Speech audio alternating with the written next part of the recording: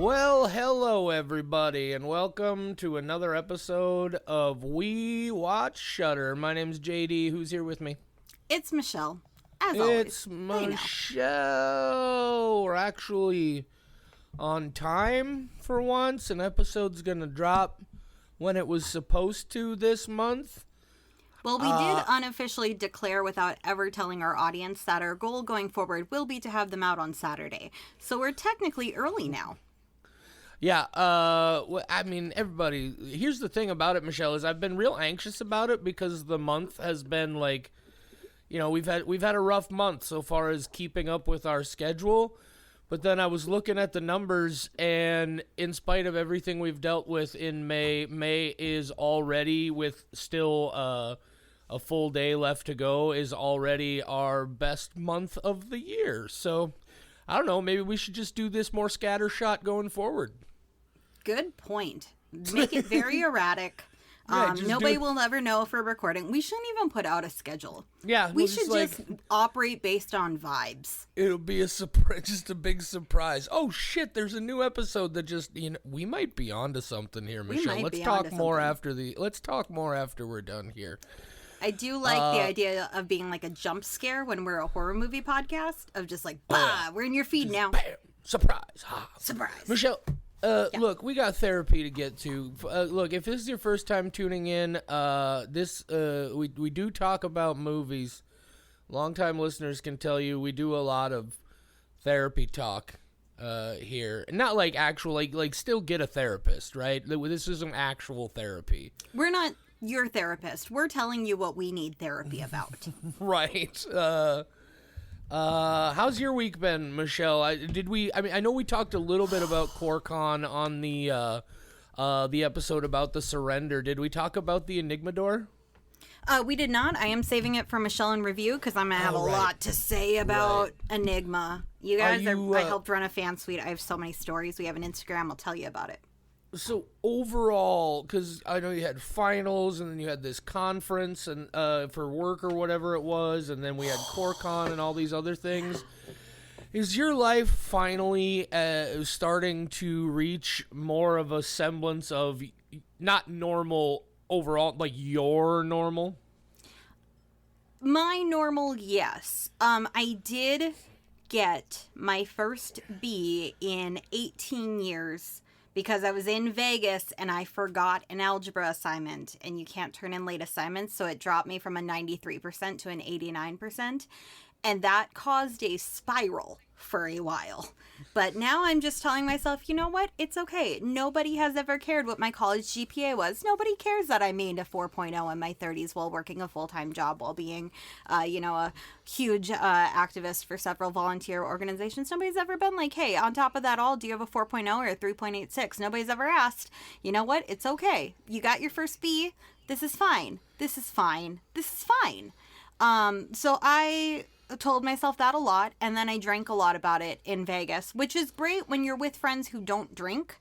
2.5 of the people I was with do not drink. One of them sometimes drinks. I am one where, like, I'm in Vegas. Every restaurant, I want to know what their signature cocktail is, So I got trashed. We found spaghetti at 3 a.m. It was the best spaghetti I've ever had. There are pictures of me rubbing all up and down a Guy Fieri poster because I found one of his restaurants. I'm not a Guy Fieri fan, but I fell in love with his chicken strips, and I had chicken strips every day for 4 days straight. It was delicious. So yeah, just a minor little Vegas breakdown, and now I'm fine. It's fine. Now, Michelle, was that your first B on any assignment in that long, or was it a B for the class, like a final grade? So my final grade is a B. It is probably the first B I've gotten on an assignment I got an F on the assignment. I have not dropped below an A on an assignment in a very long time. Wow. Because if I'm going to pay money for college, what I want to get... fuck up you are, Michelle. How dare you? I logged in an hour after it was due. What? Because, of course, the time difference. I didn't even think. Michelle? And I couldn't sleep that night. Yeah. Michelle? Yeah. Fuck, there was a thing I was going to say that I thought was going to be really funny, and then I completely forgot what it was. Is it that I'm a failure? Well, I mean, yeah. I mean... Yeah. Oh, this is what it was. I was going to ask you, do you feel, as I feel you appropriately should, do you now feel as if every moment of your life up until this point has been a complete waste because you've sabotaged your perfect record? Actually, I did get some therapy talk from our friend Jenna, because she was there when I saw that I had failed an assignment and dropped my grade to a point where I could not recover, even though I got a 99% on the final exam. I still wound up with an 89%. And she told me that according to her therapist, if you get a flat tire, you're not supposed to go around and flatten your other 3 tires. Deal with the 1 tire and move on. And that was actually very helpful because she's like, do you go around and flatten your other tires? No, you deal with this 1 flat tire. And I'm like, yeah, good point. I guess I won't have 4 flat tires I have to deal with. So it's been therapeutic, I guess. I have actual therapy this upcoming Wednesday, so I will have things to talk to her about with it. But I've also decided because of this that now I'm realizing it's okay to do things imperfectly. And after 3.5 years, I'm going to screenshot it to keep it in my memories, but I am going to end my Duolingo streak. Oh, shit. At this point, I'm doing it to keep the streak alive. I'm not sitting there and studying like I used to because I'm too busy with other things. What's the point of just keeping the streak alive? You know what? I don't need to keep a streak alive until the day I die. Someday I'm going to break it involuntarily and I'm going to have a meltdown. I may as well end it. This is the thing I decided 4 days ago and I still have not done it. But I'm trying. I'm working up to it. What is your streak so far? 1,300 something. Give me a sec. 667. I was a full year off. You were 1,667 days? Yeah. 1,667. I was gonna think maybe if you were close to like a really like nice number. round target number, you maybe go for that. But 1667 years. is 4.5 years. That's a lot of Duolingo. It's a lot of Duolingo, Michelle. Yep, and it's Plus okay. It's okay. You can always come back to it, Michelle. You can always come back. Yeah, I'm not giving up on Duolingo. I'm just giving up the huge dread at 11:30 of realizing the owl's mad at me, logging in, doing a simple lesson that I already know the words for. I have been stuck on past tense versions of weird words for weeks. I'm not enjoying it. I'm doing it just to keep the streak alive. I cannot get past this level because they eliminated community discussion to figure out why you got something wrong and replaced it with a paid plan utilizing AI. And I don't like that either. So that's also a big part. Like, I'm no longer learning from you. You've replaced people with AI and I have to pay for AI? No, thank you. I'll Google. And if I'm Googling, I may as well just Google some lessons and do them that way. I'm sorry, owls. I love birds, but it's time. It's time to end it. Sometime this week. Yeah. Well, how's your therapy? I'm proud of you. Thank you. I'm very anxious about it, but there's going to be a day where I miss my streak. All right. Well, we're all here for you when that day comes. Thank you. My life sucks. That's not the way. My life is fine on a number of levels, but no, I'm just I'm reaching a point as a 44-year-old man where, get this, I'm fucking sick and tired of having literally to scratch and scrimp and rob Peter to pay Paul. Look, tomorrow they're going to turn my phone off. I'm 44 years old and I'm about to get my phone turned off. How the fuck is this my life? Because fucking capitalism, ultimately, is, I mean, also, look, let's be honest, undiagnosed and untreated mental health, but also fucking capitalism. No, I'm just stressed about, life shit. Mom was in the ER last weekend because she got all dehydrated and got a UTI. And I just started a new job, but I'm not going to be able to do that job if I don't figure out how to not get my phone turned off. And this is just me venting to get it out of my head. Here's the thing about this is this is so common for me that I know I'm going to be able to figure it out and everything's going to be fine, but I'm just so fucking sick and tired of having to figure this shit out. You know, it's like, Jesus, is this like, I mean, we're already at 44. Maybe, I mean, look, let's be honest. I'm not making it much past 65 anyway. So fuck, is it just going to be like this for the rest of my life? Who knows? Anyway, that's what I wanted to bitch about. Money is dumb. We created it. We can destroy it. Everything could be traded and everybody could be healthy and well cared for if people with a lot of money didn't. When is it fucking enough, guys? When is it fucking enough? Anyway, this is going to turn into a really esoteric rambling about the value of human life and time, and nobody wants that. Do you want me to make your day just a little bit worse? Yeah, please. I can hear myself getting picked up in your microphone. All right. So what I need to do is turn this down so you're not Just a coming little through the headphones as loud. Yeah, it's Try barely, it and I now. bet nobody else. Yeah, I don't hear myself now. We're Yeah, good. that's see, what happened is you were getting a little distant, and so I turned the volume up on my because I don't have my Bluetooth And then I got headphones loud. on. Yep. And then it's pouring right in. You know, this microphone that we picked up last year for live events and such that I also use to record on my end is really nice and high quality, but sometimes really nice and high quality means the rest of your cheap junk is going to cause problems. Yep. Anyway. I got my Yeti mic as a, so I a got gift. a chance I to still vent don't know the about my settings broken for it. life. Yeah. You got a chance to vent about your, well, I don't want to call it your broken life. That's your determination. I feel like it's broken to a certain extent. It's one of those where, like, everything's perfect on the outside. But on the inside, I'm a goddamn mess. Oh, well, I mean, at least you have the outside. Yeah, I guess. But that's almost like more pressure of like, wow, you're active in the community and you have friends you're close to and a husband who loves you, who you've never yelled at, which is crazy given that you used to be an Austrian with massive anger issues, and you see a therapist who you only Wait. sometimes ghost. Wait, Yeah. did you say used to be an Austrian? Used to be an Austrian with anger issues. Now I'm just Austrian. Oh, okay. I was My like, grandma used to say that I had the Austrian anger. Okay. I got it from Tekla Bubik. I was like, I'm pretty sure you would always be. Yeah, no, I'm always Austrian and French.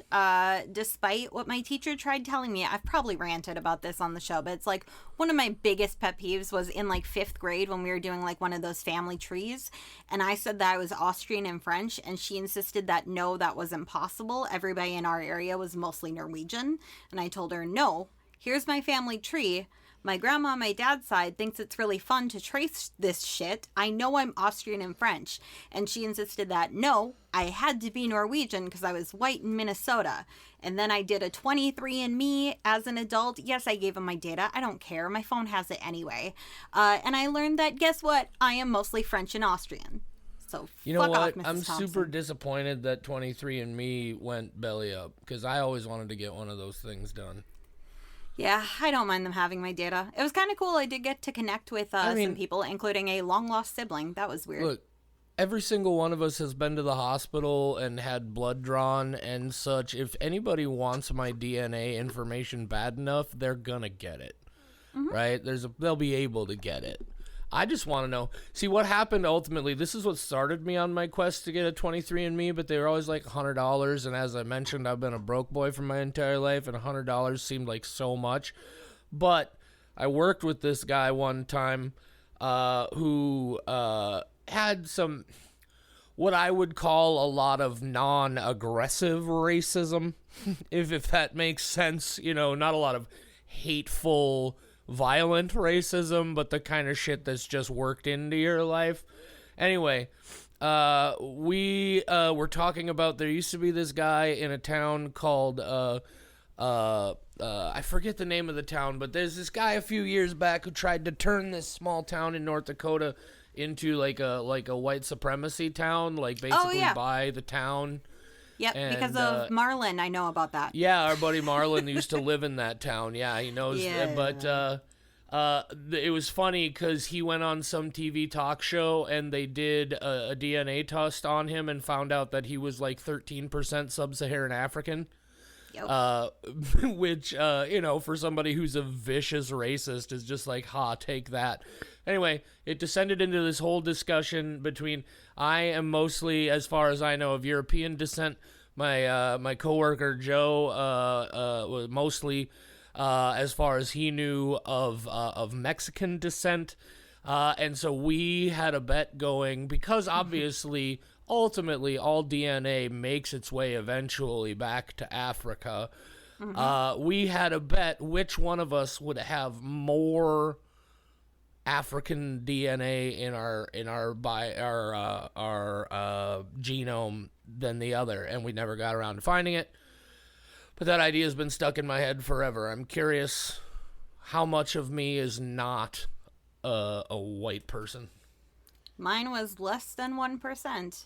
Less than African 1%? Descent, which is not surprising. I am very, very white Minnesotan. Not by choice.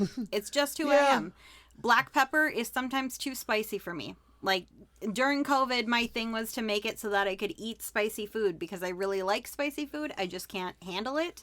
I can have jalapeno poppers on occasion because I was if I'm stuck at home, I'm going to be stuck at home with a tummy ache and I'll get used to it. I wouldn't say that black pepper is ever too spicy for me, but you can definitely use too fucking much of it. No, it was too spicy for me. No, that's fair. That's fair. I'm just saying, like it's like I'm not quite that white, I guess is what I'm saying. Wow, brag harder. Wow. Guys, look, seriously, the whole point is everybody's got shit, and don't be ashamed of your shit, and please feel free to talk about your shit. And, Unless your shit's weird. Unless your shit's weird. Well, I don't know. Like, some shit, it depends on weird. how... it depends on how your shit is weird. If your shit is weird... Like, if you have, like, good weird shits, this has to good weird stop. shits is fine. Good weird shit. Speaking of good weird shit, or maybe bad weird shit, I don't know. We're about to find out. Vampire Hunter D. That is the movie we are here to talk about today. Very well-known, some would say legendary anime horror film. Came out in the 1980s. Came over to the States, I think, originally on video in, like, 92. 40th anniversary celebration this year. They sent it out to theaters. I wasn't able to find out if this version is, like, a completely remastered and cleaned up version. It certainly looked like it. But that's what we're here to talk about. Vampire Hunter D. Michelle, you said something before we started recording this episode that honestly surprised me. And at this point, I shouldn't have been surprised because you said the same thing about Perfect Blue. But you've never heard of this movie before we decided to record this episode? Yeah. Exactly. So are you like are you just like a Yu-Gi-Oh person and not like is that the limit of your... Like, flavor of my nerdom? No, well, your Japanese flavor of nerddom. Like, do you have haichus in your house, or do you just... Oh, I fucking love haichus. The thing is, I am a person who was a video game nerd solely as a child and teen because I grew up very poor, and none of my friends watched anime. So how are you going to watch anime if it's not on your TV? So, like, Dragon Ball Z, Adult Swim, that's it. But, like, there was nobody else who could, like, lend me DVDs for, like, or VHS tapes of anything else I wanted to see. My friend Courtney, rest in peace, she's the one who got me into a lot of different anime. She also got me into Monkey Ball and Ouija boards. So she was a big influence on my life. Oh, we got in so much trouble when her mom came home for that. And anime, we don't talk about it. Monkey Ball, and Ouija boards. That sounds like somebody's esoteric stand-up comedy album title. I mean, it could be mine. We microwaved a He-Man when we were mad that her...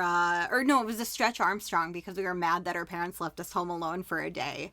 And that microwave never recovered, and we never told her mom that it was us. So if she's listening, she's not. Then she knows it's me. But...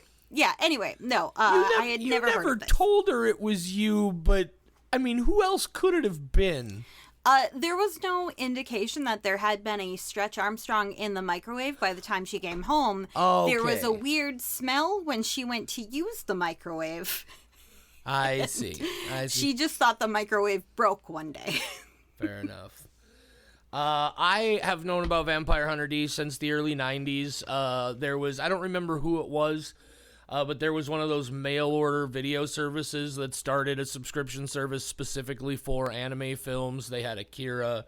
They had Fist of the North Star, which was the second film made by the fellow who directed Vampire Hunter D. I'm not even going to try and embarrass myself to pronounce his name. But I saw it for the first time in the mid-90s. I can't remember exactly what year it was. Saw it on TV.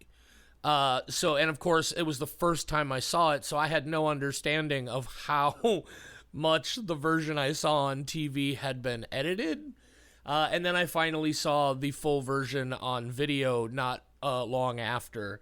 And of course, as like a 15, 16-year-old white kid in the middle of nowhere who's super bored, I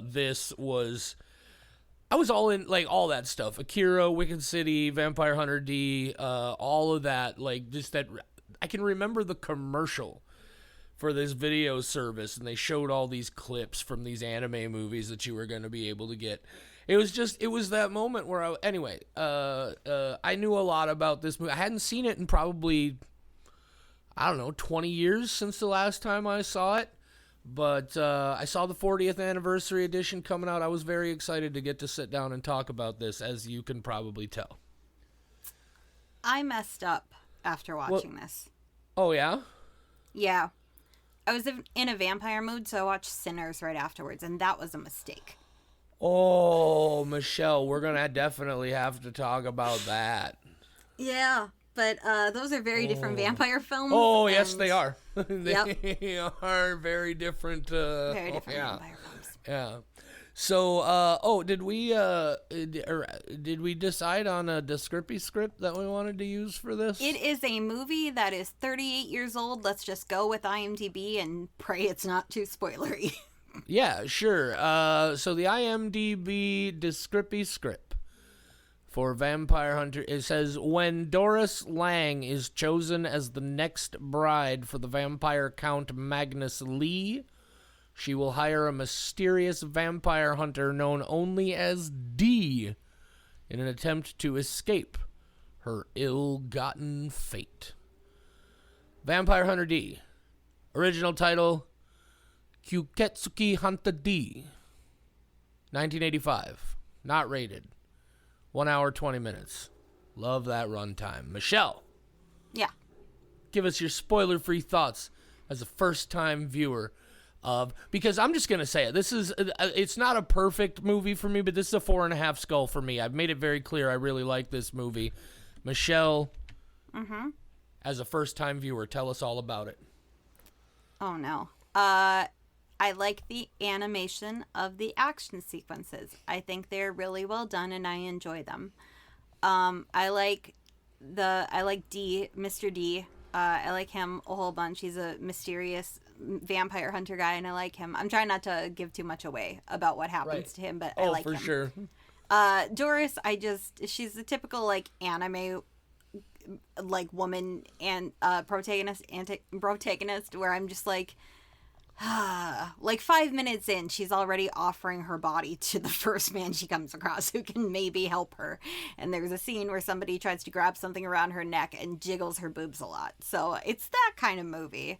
There's some stuff to like. I don't have any nostalgia for it. I like what it is, but I do not love it.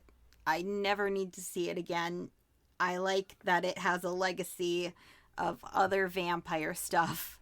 Don't be mad at me. 2.5. I mean, everybody's entitled to their opinions, even if they're wrong, right? 2.5 from Michelle, 4.5 from me. That's a 3.5 average. I didn't even have to do math to do that. I would actually like to amend it. Okay. 2.41. I forgot we're doing that now. I'm doing that now. And you had to go below 2.5? So now it's not even a positive rating? No, it is slightly below at a 2.41. Well, thank you all for being listeners of the... Would you prefer 2.51? No, what? I was saying, would you prefer 2.51? But I can't lie, 2.41. Yes, I would prefer 2.51. That's at least a positive side of the scale score, Michelle. Well, on average, it's a positive side of the scale score. All right. Well, I suppose we can... And, no, you're absolutely right. The nostalgia factor is huge for me. And I don't disagree with you specifically about the Doris character, and that, honestly, if I didn't have as much of a nostalgic connection to this, this might have come in at a 4. Because there are some things about that character that definitely did not age well over the last 40 years. We'll talk about it in spoilers. If you don't want any spoilers for this 40-year-old animated film, you're going to want to stop listening here and then come back if you want to hear it. Michelle? Mm-hmm. Are you ready? Yeah. Are you ready? Oh, aye, God, Captain. Did I just make a reference to fucking Korn from 1994? Oh, I immediately went to SpongeBob. We are different generations. Oh, yes, we definitely are. Aye, Captain. Are you ready, kids? Anyway, Michelle, for anybody like you who has maybe somehow still in 2025 never seen Vampire Hunter D, summarize this film for us, please. Okay, so in Sinners, Ryan Coogler returns as a writer-director. I'm kidding, okay. Vampire Hunter D. It's a movie. It's an anime movie. That's pretty nice. We open with Doris. She's a typical anime girl. Big eyes, big boobs, weird hair. All the anime characteristics that we look for in a waifu. She's out hunting, and then she gets bitten by a vampire, and now she's going to become a vampire. I don't know if they made it clear that that's what's about to happen to her, but she knows she has bad fate ahead of her. And then she comes across a mysterious guy, and she's like, hey, I'll let you have sex with me if you help me get rid of the vampirism. And then he's like, because he's very moody and quiet. And then she goes to town, and this Gaston-like character, who's the mayor's son, he's like, I could have saved you from the vampire, and she's like, or from the vampire blood, and you could have let me have sex with you instead. And she's like, no, I found this guy whose name is D, as in Dick. He's clearly very good at dick, so I will let him have sex with me in order to get rid of the vampire blood. And then the Count / Noble, the one who bit her, is like, hey, no, I will be the one to have sex with you, and I won't get rid of the vampire blood. In fact, I love the vampire blood. So it's just 3 male characters trying to figure out who's going to have sex with Doris and what will become of her vampire side. And will it remain? Will it not? Will she marry the noble? Will she have the mayor's son get vengeance? Will Dee rescue her? Whatever. It's one of those kind of movies, but there are some cool things that happen. For example, Dee, I really like his interaction with the Medusa snake ladies. That's pretty funny, where his stamina wears them out. I don't know. That was just a ridiculous sequence that I enjoyed. I think it was nice to see women going ooh for a guy for once in anime. It doesn't happen very often. He is a Dampier, half vampire. Yeah, half vampire, half dude. That's where the D comes from. Vampire Hunter dude. And so then there's like a bunch of side characters who work for the noble, and they're trying to help get Doris show up. And then Doris, she's got a brother named Dan, which like of all the names in this, Dan, just Dan. We got Greco and Ray and Roman and Dan. So Dan gets kidnapped. There's also a doctor who's like, wow, I can't believe I didn't also try to have sex with you, Doris. And he drives himself crazy because of that. It's just a lot of people want to fuck Doris in this movie. The action sequences are cool. She does not marry the noble count guy. And then Vampire Hunter D rides off into the sunset without having sex with her at the end. Okay, well, that's certainly one way to summarize the plot. There are a couple of things that I would like to make clear very, very quickly. Yeah, there's a million things that I know I left out, but listen, it's just about who gets to fuck Doris. No, and in the end, nobody. This has nothing to do with things you left out. This is everything to do with, first of all, it's not three dudes trying to figure out who's gonna fuck her, because D has absolutely no interest whatsoever in fucking her. He makes that very clear from the get-go. That's just not a thing that he does. But she might require it. You can get rid of my vampire blood, but you got a dick. The doctor had been turned into an evil vampire creature when he started talking about trying. You will notice that it's all the bad people who are like, and I'm not saying, because there are some things we're gonna need to talk about Doris. Why do I see her underwear in 75% of the shots that she's in? I really think that's what took me out, because immediately I'm like, oh, another of these. Well, because, like I said, it's been about 20 years since the last time I saw it.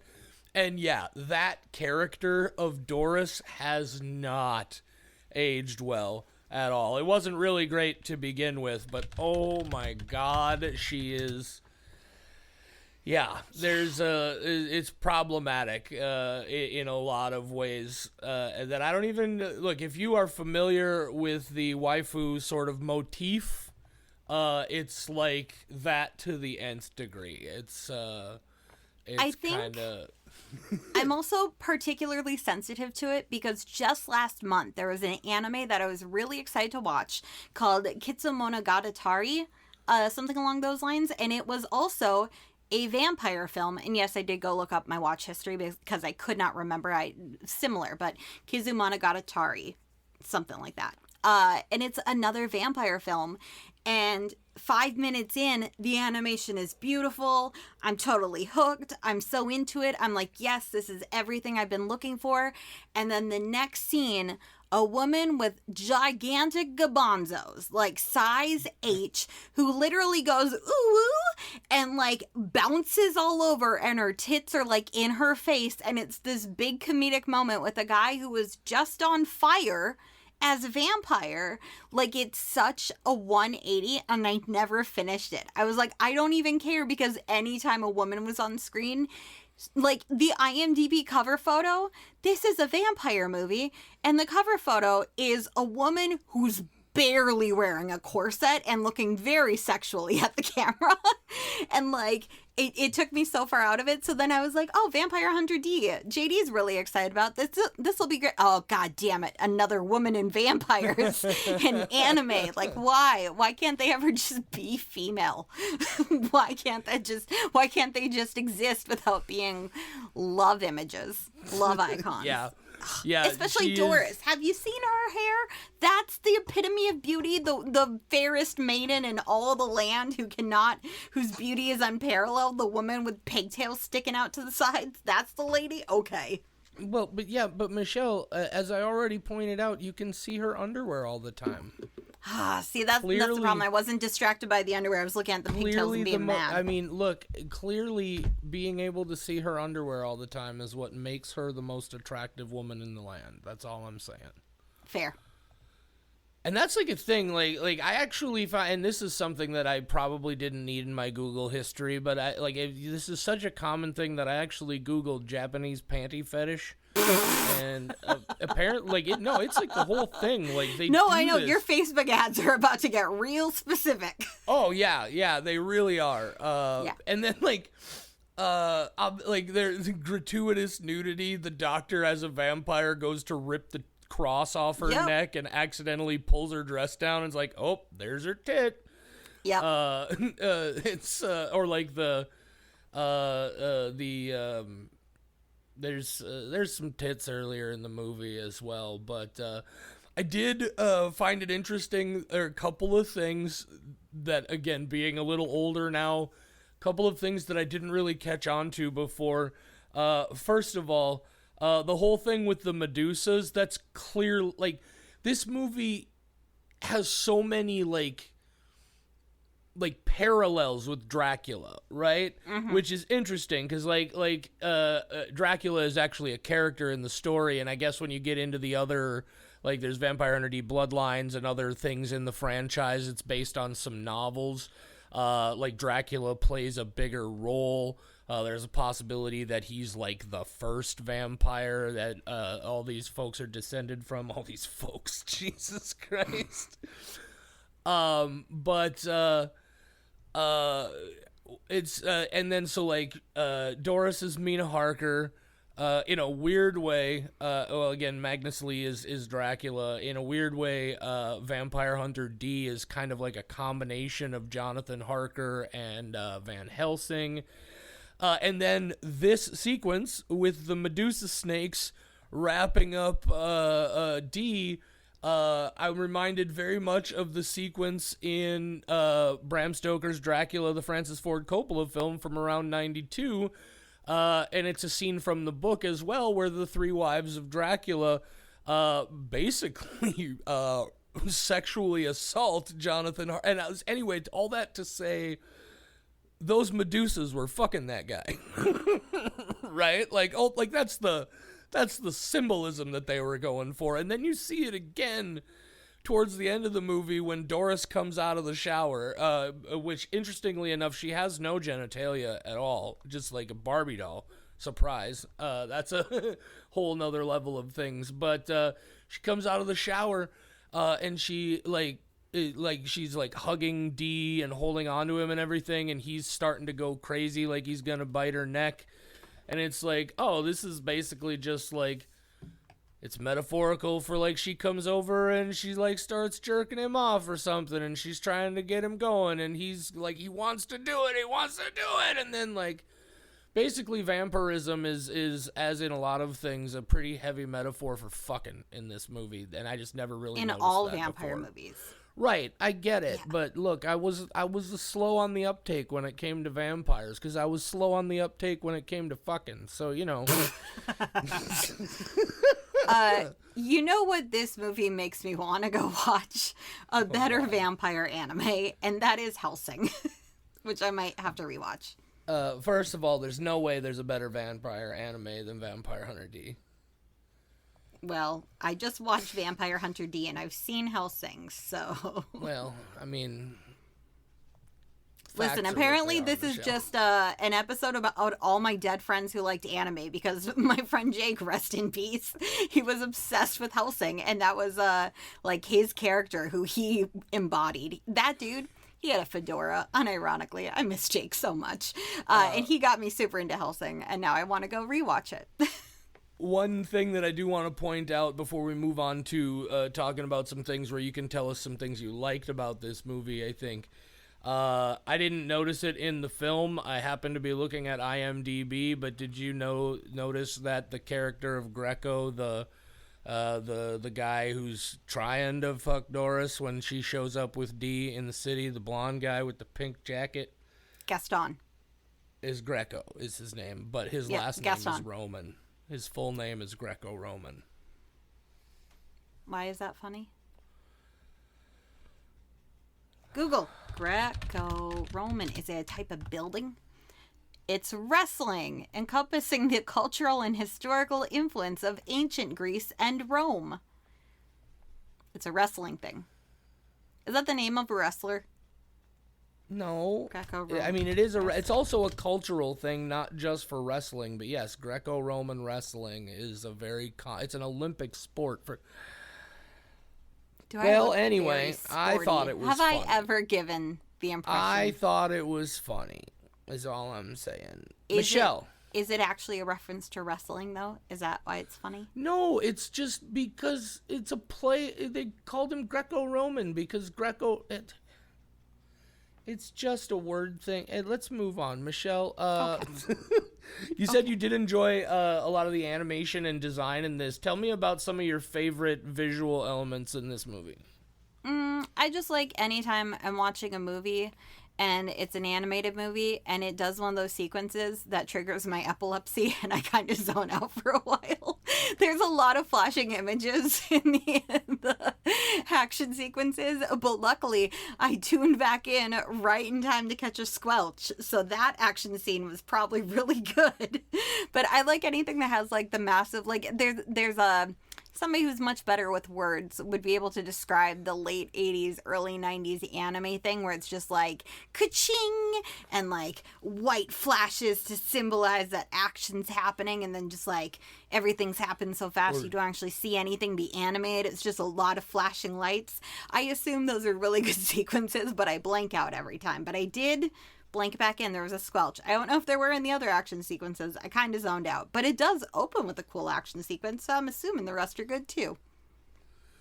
Okay, well, I want to make sure I parsed this properly. This movie that you said you enjoyed some of the visual style and the animation of, I asked you what your favorite parts of it, and you said the parts that made me not remember big chunks of the movie. Yeah, that was the comedic part of me coming out. I do like the action sequences. It was much funnier to tell you that one of them caused me to go completely blank for a second. Well, okay, fair enough. Sorry, I'm not very quick on the uptake. I also like the Medusas. The Medusas were pretty rad. Which is odd, but I think like anime, if there's how do I say this in a not problematic way? I don't like that D is getting sexually assaulted, but technically he's not. He's just exhausting he's not. them. Yeah. Right. It's kind of it's an analog of that. You know, it's not a 1-to-1 adaptation of Dracula. It takes ideas and transposes them. And so I was reminded of that.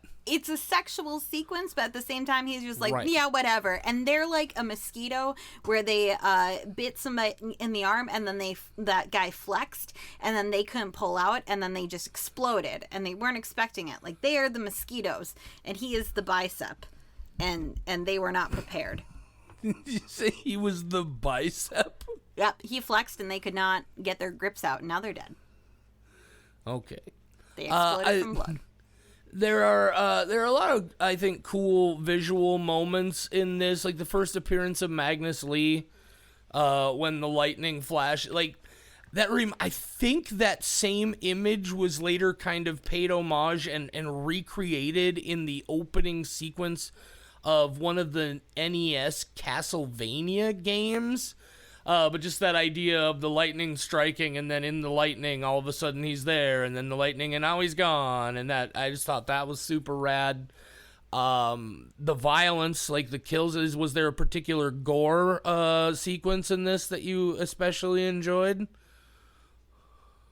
I don't think so, but I did just remember that his hand talks, and that's pretty cool too. Yes, left hand. I didn't even think, I completely forgot left hand exists, but I was trying to think of the animated sequences in particular that I like, and I like the hand. The hand is great. I love that. I especially like the hand in a weird, and I know this is weird because of how I am with a lot of things, but they don't tell us fuck all about the hand. No. He's just there. I thought we were going to get an origin story, but nope. Yeah, he's just there. He talks to him. If he almost dies, the hand just apparently eats some dirt and grass and brings him hilarious. Back to life. Oh my god! I love the hand. Yeah, Left Hand is great. An excellent character. This movie also has a version of because, like you said, there's the one dude. It's the one who's not a vampire, and he's trying to get the dude to turn him into a vampire, Lamika. Right. Ray Ginsay. Yeah, Ray Ginsay. And then he's got his whole team of guys who back him up. One of them is, and like I said, I've seen this now in tons, and I can't find a lot of real detailed information about it. But there's a guy. And you see this in a lot of things. There's a guy, and he's got like an insect seed pod hive on his back.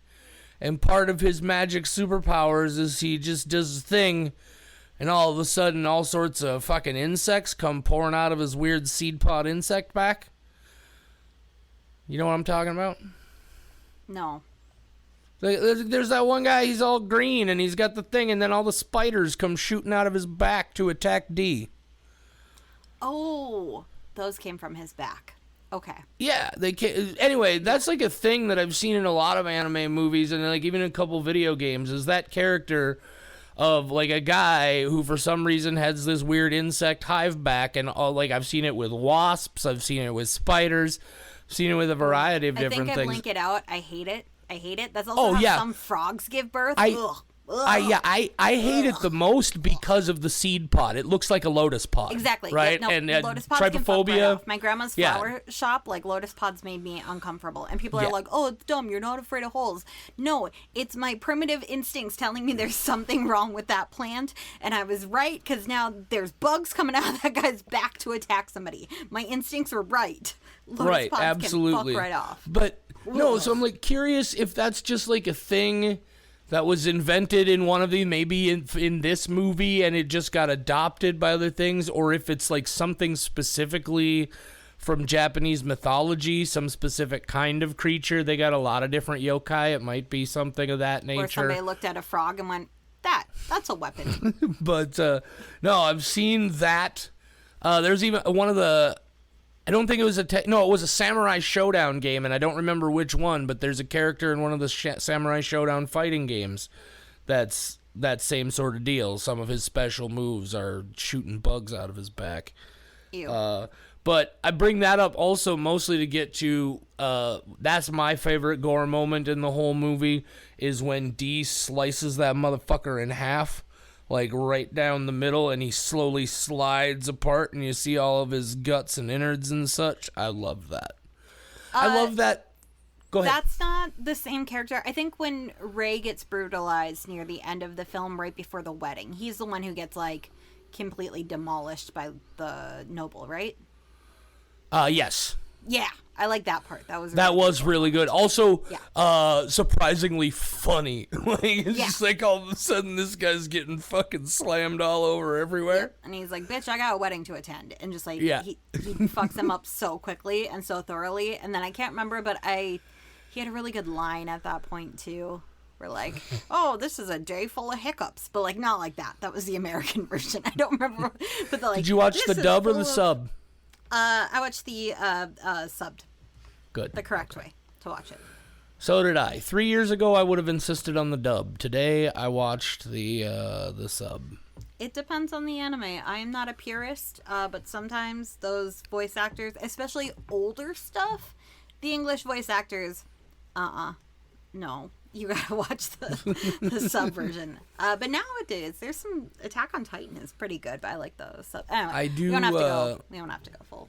Well, and I think a lot of that comes from the fact that, like, a lot of the translations are being taken a lot more seriously. They're not being done by tiny companies who are buying these things up and just slapdash throwing something together. Yeah.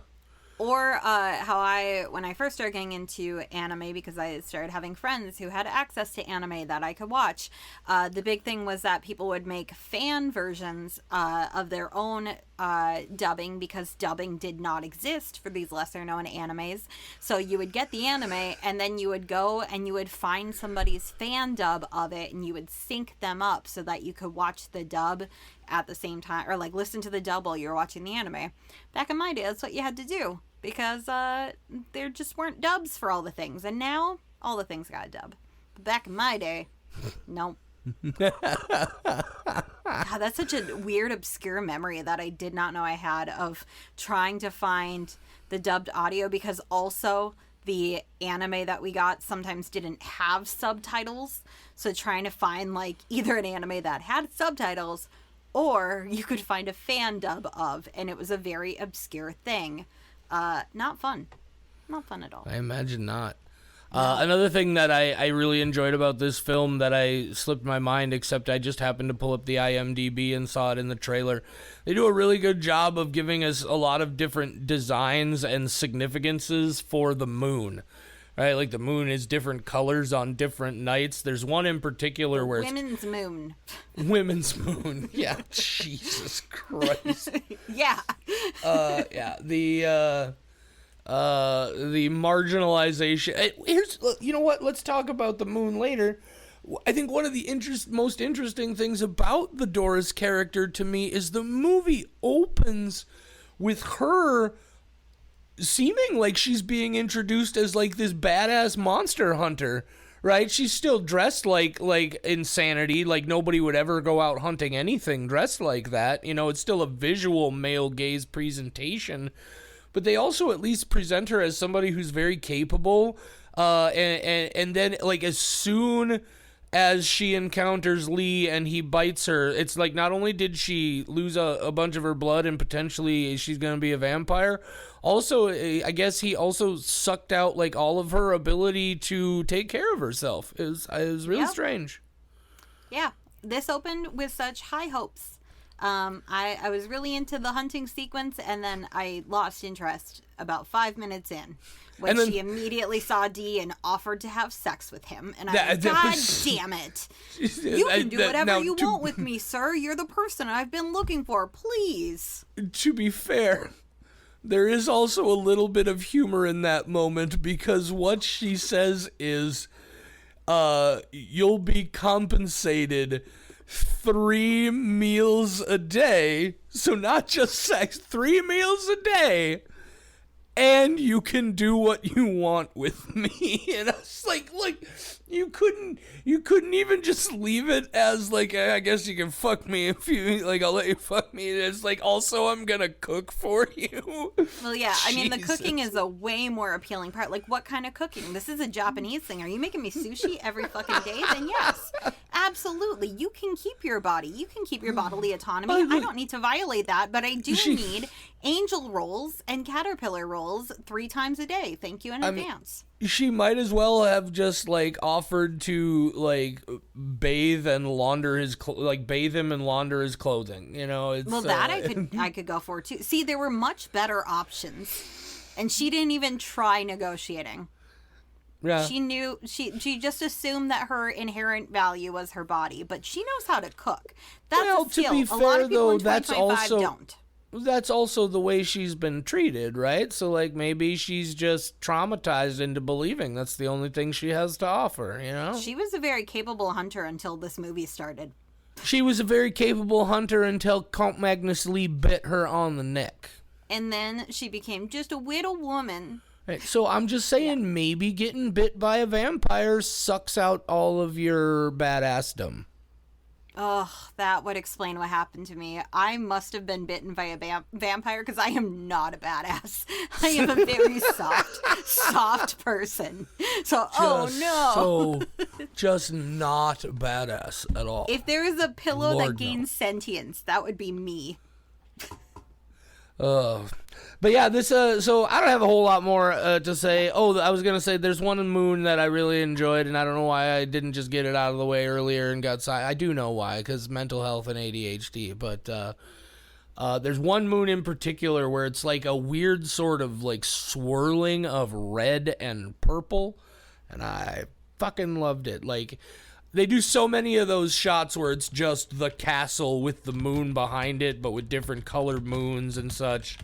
The whole thing where Ray and Dee are fighting for the first time, and we see Ray fly up with the moon behind him, and we're looking at Ray's back, and then Dee flies up, and we see him from the front as if he's between Ray and the moon, and he's just got his his cape flopping out in the air, and it's that anime thing where they don't even really animate the figure. It's like they have a drawing of it and then they slide the 2 characters against the background. I fucking love that. I've always loved that. It's a visually fucking fantastic movie. I love it. And yet, what it does for women and sets us back. I'm kidding. That's a character. You know, I got to be honest with you, Michelle. This is not something I typically like to do, but the more I talk about it and the more I think back on it, I'm gonna have to push. Like I said, I went back and forth. I think I'm gonna push this one down just a little bit further to a 4. No, it's a 4.5. You love the waifu film. You gotta admit it. I do love the film, but that character is rough, man. Like, this whole time I was sitting here and I was just like, And understandably so, right? Like 17, 18-year-old me was definitely not gonna catch on to any of this shit, right? Because I was just like, oh, tits. Anyway. I like the part where you can see her underwear and there's vampires in the same movie. Right? So I like basically the whole movie. Yeah, the whole thing is really in good. fact, I my like the least part- favorite moment was when she was fully nude because she's not wearing her underwear anymore. You know what? I agree. Some people do look better with just a thing of underwear and nothing else. You ever seen some fully naked people and you're like, you should cover that up?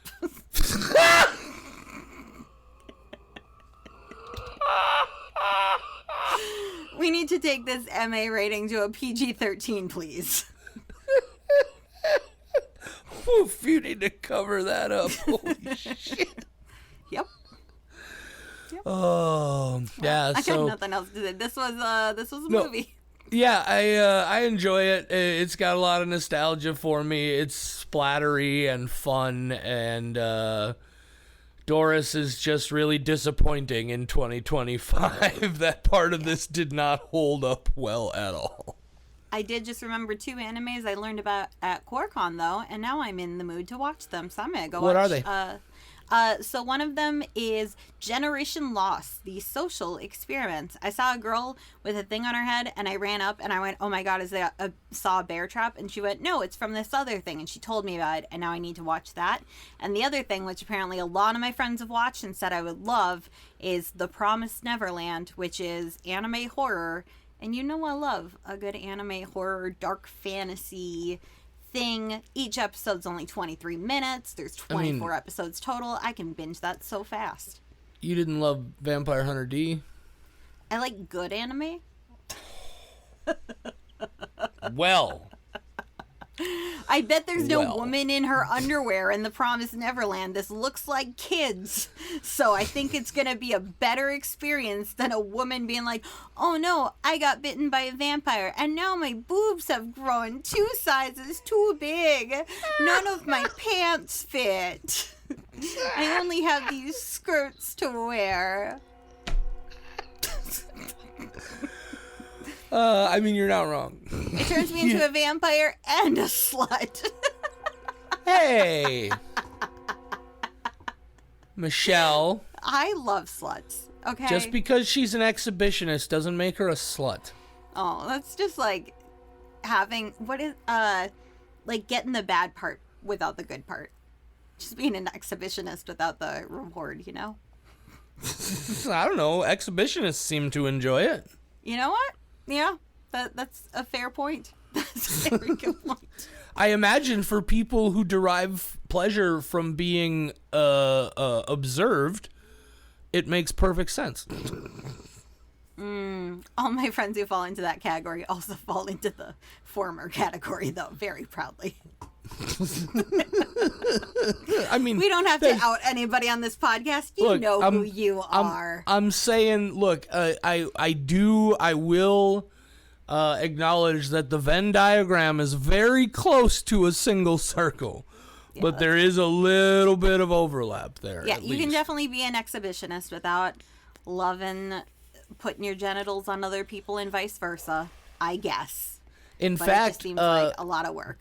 to be totally fair, from what I can tell, the only person Doris is actively, and she's not even really actively trying to fuck him until later in the movie, is D. There's a lot of people want to fuck her, but like she doesn't seem terribly promiscuous, or like she's not into it. Like she doesn't even really get into wanting to fuck D. Like she's like, I'll do it if that's what I need to do, but she's not like into it till like halfway through the movie. In the context of the movie, Doris is not a promiscuous lady. I get it. I understand her character, and the movie is just sexualizing her. But I do think it's very funny that, like, you get bit by a vampire, and now you're like, oh no, am I more concerned about being a vampire or having to have sex all the time? Like, Look, those Michelle, are your two you- possibilities. I would appreciate it if you would show some respect to the lady in her underwear who got me through my teen years, okay?